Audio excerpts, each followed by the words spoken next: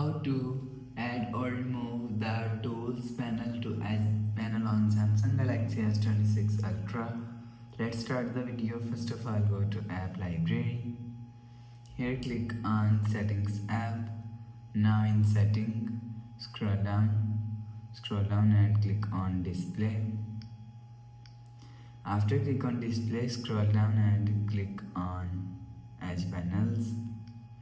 After click on edge panels, make sure turn on edge panel button. After turn on edge panel button, scroll down and click on panels.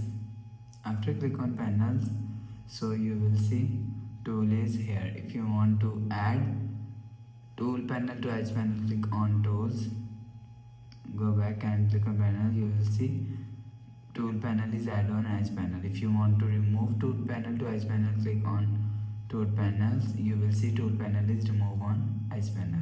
After the process, go back to home screen. So that's how you can add or remove the tool panel to edge panel on Samsung Galaxy S26 Ultra. If you like the video, please subscribe. Thanks for watching.